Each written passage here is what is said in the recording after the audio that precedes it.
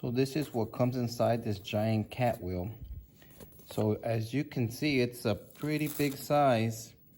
It comes with the scratch pad, the little walking pad, and on the back, you take this off and it has adhesive, so that's how you stick it on.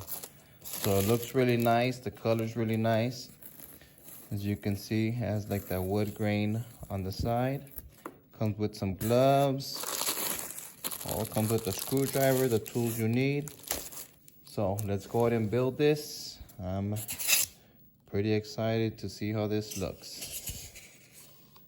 So I knew this cat wheel was gonna be big, but I didn't expect it to be this big. This is pretty huge.